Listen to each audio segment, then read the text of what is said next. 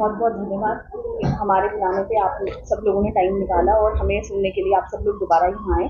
Thank you so much for that.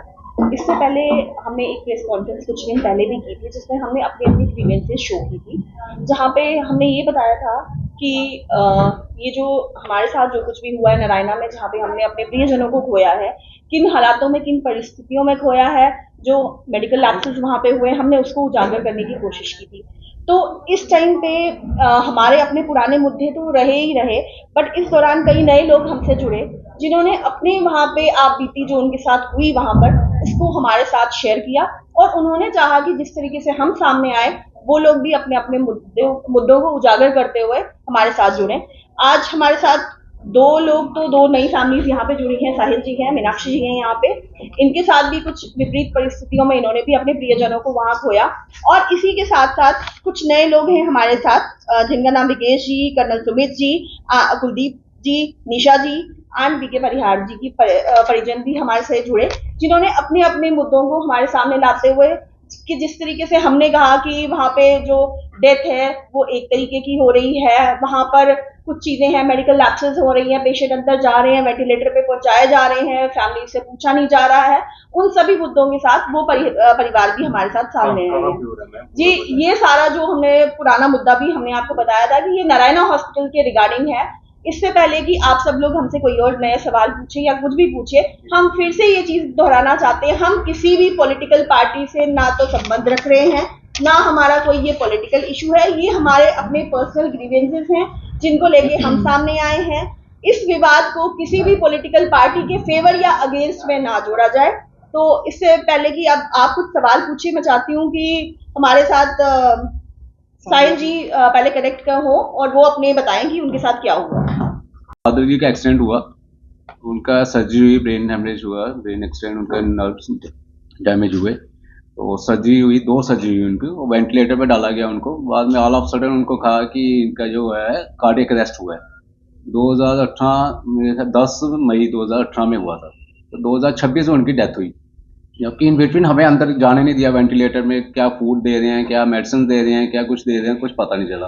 After that मेरी mother जो है वो शॉक में गए, अनकॉन्शियस हुए, उनको भी हम नारायणा में लेके गए, उनको भी 15-20 दिन रखा गया। बेड पे बांधा जाता था उनको, आईसीयू में बेड पे बांध के रखा जाता था आईसीयू में, अंदर तो हमें एंट्री होती नहीं थी।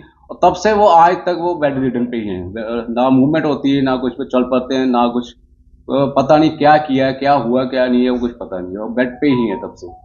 ये 2 तो हमारे साथ में। हाँ जी, वेंटिलेटर पर कितना टाइम हुआ? वेंटिलेटर 16-17 दिन तो रखा उन्होंने, बताया नहीं बताया, नहीं कुछ नहीं बताया। अनकॉन्शियस थे, अनकॉन्शियस ही रहे वो। तो आप किस बीमारी का इलाज करने के लिए नारायण? अनकॉन्शियस हुए, बस हमने अनकॉन्शियस हुए वैसे ही लेके गए। हमने इधर डॉक्टर जो हैं इधर अतुल्या में बैठते हैं, उन्होंने हमें कहा कि आप रिकमेंड किया कि नारायणा में ले जाओ। नारायणा में लेके गए, तब से वो उठे ही नहीं है, तब से वो बेड पे ही है। तो अब मीडिया सामने आया, क्या एडवांस करना चाहते हैं? क्या हम ये चाहते हैं जो नेक्स्ट जहाँ चल रहा है, कुछ हो रहा है, हमें पता चले कौन से डॉक्टर हैं। जैसे देखो 4 घंटे ओपीडी उधर चल रहा है, आईसीयू चल रहा है, उधर वेंटिलेटर चल रहे हैं, डॉक्टर उधर से इधर आ रहे हैं, इधर से उधर जा रहे हैं, प्राइवेट प्रैक्टिस भी चला रहे हैं।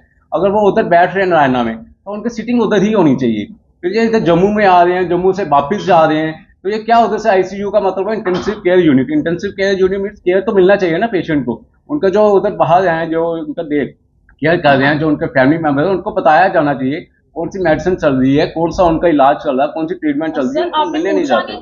हमने सब कुछ पूछा, सब उन्होंने कहा ब्रेन सेल्स इनके डैमेज हो गए हैं। बाद में ये कहते हैं पीईडी, प्री एग्जिस्टिंग डिजीज है जी इनको।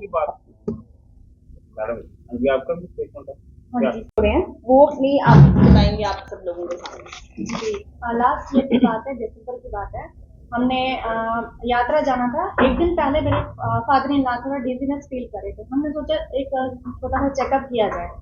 तो जो पेशेंट खुद चल के बेड पे बैठे हुए हैं, मतलब ड्राइव भी करके गए हैं, तो वहां जाके वो कहने लगे कि हार्ट पेशेंट है। हमने बोला हाँ हार्ट पेशेंट है। अच्छा, इनका पहले एंजियोग्राफी होगा। हमने बोला कितना टाइम लगेगा? बोलने लगे 2 घंटे लगेंगे और 2-3 घंटे इनको मतलब होश आने में लग जाएंगे। आज दिन ये एडमिट होंगे, कल मॉर्निंग में इनको यहाँ से आप ले सकते हैं। हमने बोला ठीक है। तो उनको लोकल एनेस्थीसिया दिया गया। पता नहीं, हम भी आपकी तरह अननोन है, हमें भी डॉक्टर के बारे में मतलब इतना नहीं नॉलेज है टेक्नोलॉजी के बारे में। तो वो ये बोलने लगे कि आप इनको एनेस्थीसिया दिया जा रहा है, तो शाम तक ये होश में आएंगे, आप इनसे बात कर सकते हो। मतलब ठीक है, इतना हाई ड्रग दिया गया था कि वो कब के कोमा में भी चले गए। सुबह 11 बजे का उनको एनेस्थीसिया दिया गया है, शाम के 8 बजे वो हमें बता रहे हैं। दिन को भी उन्होंने बताया आइए और अपने पेशेंट को खाना खिलाइए। हमने बोला अभी होश में नहीं है, बोलने लगे शाम को आ जाना। शाम को गए, वो होश में नहीं थे। रात को फिर बुलाया गया, फिर मैं गई, मैंने थोड़ी सी वहां पे आवाज उठाई कि मेरे फादर इन लॉ होश में नहीं है, मैं खाना क्या खिलाऊं। मैंने बोला वो होश में नहीं है, मैं खाना क्या खिलाऊं।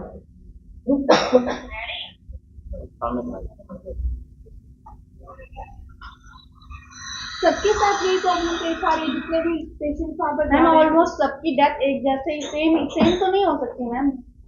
तो फिर ये कहने लगे कि कोई बात नहीं, आप बाहर वेट कीजिए। मैंने बोला नहीं, पहले ये देखिए इनको क्या। फिर बोलने लगे सोए हुए हैं। बोले सोए नहीं है, बोलते he is in deep sleep. मैंने बोला इतना तो हमने भी पढ़ा कि डीप स्लीप क्या होता है, ये डीप स्लीप तो नहीं है। तो उनके मुंह से फोम निकलने लगा, तो कहने लगे देखो ये तो थूके निकाल रहे हैं। मैंने बोला ये थूके नहीं, आपको सलाइवा फोम में कोई डिफरेंस पता नहीं चल रहा है। मेरे सामने वो फिर चेक करने लगे और उसी टाइम मुझे वहां से निकाल दिया गया, क्योंकि मैंने उनके खिलाफ आवाज उठाई थी वहां पे। मैंने थोड़ा सा हंगामा स्टार्ट किया, मुझे वहां से धक्के मार के निकाल दिया गया। बिना हमारे परमिशन के उनको वेंटिलेटर पे चढ़ा दिया गया। वेंटिलेटर के बाद मैं अंदर गई आईसीयू में, मैंने वहां पे हंगामा किया और दोबारा बाहर सिक्योरिटी गार्ड से बोला गया एटलीस्ट ये लेडी अंदर नहीं आनी चाहिए। और मेरे को वहां पे बिल्कुल भी बोला नहीं, मतलब बोलने नहीं दिया। मैंने ये बोला हुआ क्या है ये तो बताइए। बोलने लगे कुछ नहीं हुआ है, बाहर जाइए। तब से 7 दिन के अंदर अंदर वो इतने वीक हो गए, हद से ज्यादा सब वीक हो गए।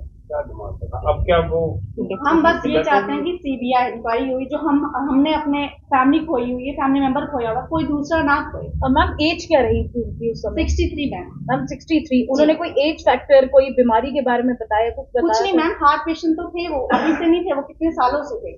और 2 दिन पहले कोई मेडिसिन चल रही थी? जी मैम, वो तो चल रही थी। 2 दिन पहले मैम हमारे घर पे फंक्शन था, अच्छे से जो बंदा हंसता खेलता वो फंक्शन अटेंड कर रहा है। 2 दिन बाद ऐसे क्या हो गया कि वो मतलब वेंटिलेटर पे चले गए। अब मैम आप मुख्य मांग क्या करना चाहते हैं? अभी